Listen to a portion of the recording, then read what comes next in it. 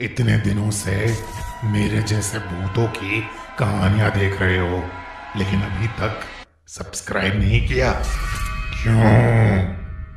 इसकी सजा मिलेगी। Haunted Gwalior fort. मधु दिल्ली में रहने वाली 23 साल की एक रिसेप्शनिस्ट थी। वैसे तो वो ग्वालियर से थी, मगर करीब 15 सालों से वो अपनी माँ के साथ दिल्ली में ही रह रही थी। मधु के पापा ग्वालियर में रहते थे। कई बार बुलाने के बावजूद भी उनके पापा पिछले 15 साल से मधु से मिलने नहीं आए थे। मधु की माँ अक्सर ग्वालियर जाती थी, लेकिन वो कुछ ना कुछ बहाना करके हमेशा ही मधु को ग्वालियर जाने के लिए मना कर देती थी। और इसलिए मधु अपने माँ बाप दोनों से बेहद नाराज रहती थी। ऐसे ही एक रोज जब मधु की माँ और उसकी बहन ग्वालियर में थे, तो मधु ने अपने होटल से छुट्टी लेकर ग्वालियर जाकर सबको सरप्राइज करने का एक प्लान बनाया। लेकिन जैसे ही मधु ग्वालियर वाले घर पहुंची, उसकी माँ उसे देखकर सुन्न पड़ गई। ऐसा लग रहा था मानो कुछ घोर अनर्थ हो गया हो। मधु की माँ एकदम से बहुत ज्यादा घबरा गई और वो मधु को वापस दिल्ली जाने की भीख मांगने लगी। मधु को यह बहुत अजीब लगा। उसने अपनी माँ से कहा कि वो अपने पापा से मिलने आई है और उनसे मिले बिना वो कहीं नहीं जाएगी। देर रात हो चुकी थी। मधु की माँ ने उसे बहुत समझाया, लेकिन मधु नहीं मानी। उस रात काफी देर हो चुकी थी, लेकिन उसके पापा अभी तक घर नहीं आए थे, ना ही उनका फोन लग रहा था। मधु की माँ बहुत ज्यादा परेशान हो गई थी और वो अभी भी बार बार मधु से वापस जाने की विनती कर रही थी। अपनी माँ की ऐसी बातें सुनकर मधु का दिल टूट गया था।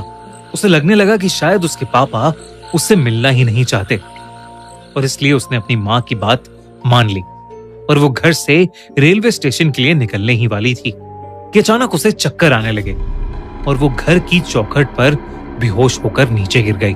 उस रात उसे एक सपना आया कि उसके पापा ग्वालियर फोर्ट में भूल भुलैया में फंसे हैं और मधु को ढूंढ रहे हैं, और ढूंढते ढूंढते वो ग्वालियर फोर्ट की छत पर पहुंच गए हैं। तभी उन्हें वहां एक लड़की दिखी जो मधु की तरह दिख रही थी, लेकिन जैसे ही उसके पापा उस तक पहुंचे, उन्होंने देखा कि वो मधु नहीं बल्कि एक भयानक औरत है जिसका आधा सर है ही नहीं। और ये देखते ही वो ग्वालियर फोर्ट की उस छत से नीचे गिर गए। उनके नीचे गिरते ही मधु की चीख निकली, पापा! और मधु की नींद टूट गई। सुबह हो चुकी थी और उसके घर पर भीड़ इकट्ठा थी।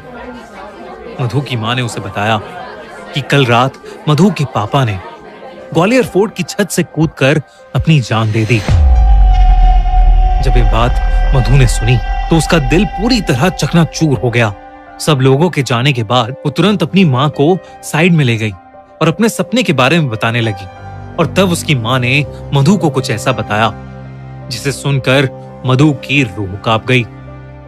दरअसल 15 साल पहले जब मधु छोटी सी थी, तब उसके पेरेंट्स उसे ग्वालियर फोर्ट घुमाने लेकर गए थे। उस दिन फोर्ट में बहुत भीड़ थी, जिसकी वजह से छोटी सी मधु अपने पेरेंट्स से अलग हो गई थी। वो मान सिंह महल के सबसे नीचे वाले फ्लोर में फंस गई थी।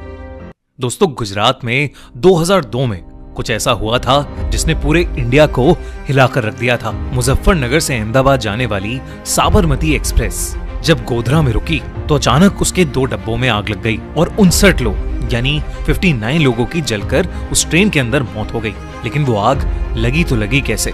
क्या है गोधरा कांड का सच? जानने के लिए देखिए हमारी नई क्राइम स्टोरी गोधरा कांड, सिर्फ हमारे crime channel the crime show by Khooni Monday पर। लिंक डिस्क्रिप्शन और पिन कमेंट में। जो अंडरग्राउंड था वो उस ग्वालियर फोर्ट की एक ऐसी जगह थी जहां अक्सर कम ही लोग जाते थे।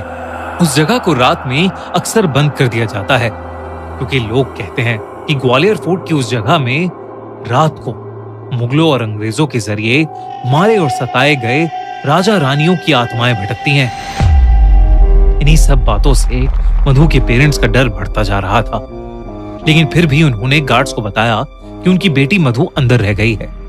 वो सब मिलकर मधु को ढूंढने लगे। तभी अंदर बैठी मधु को अचानक से गाने की आवाज आने लगी।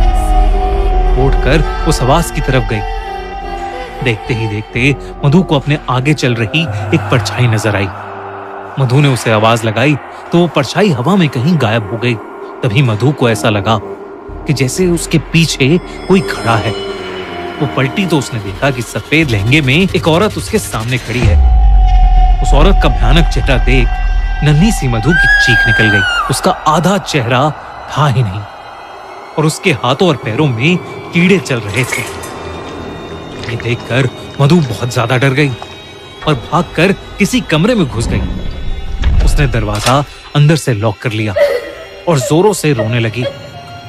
तभी उसे दीवार खुरचने की आवाज आई और उसने देखा कि वही औरत उस कमरे के एक कोने में बैठी दीवार पे कुछ मंत्र लिख रही है।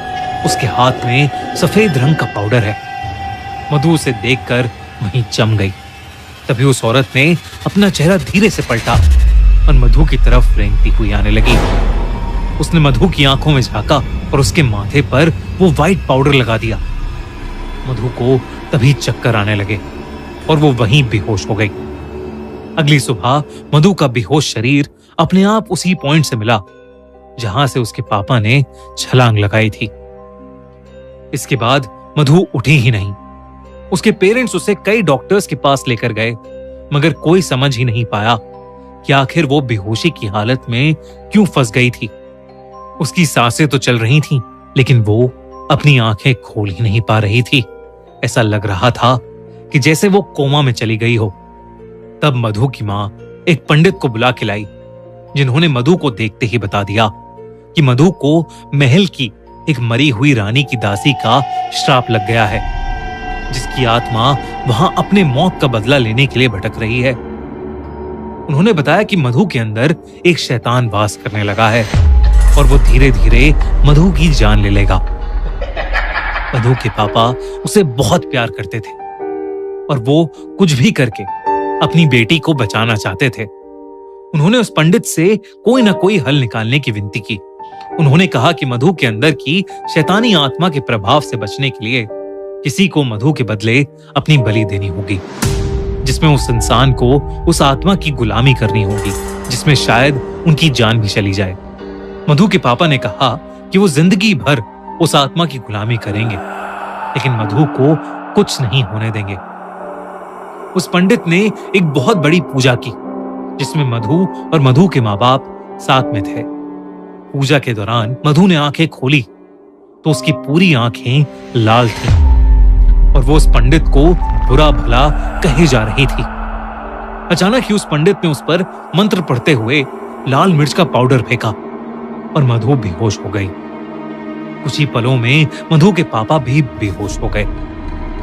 जब मधु को होश आया तो वो बिल्कुल ठीक थी।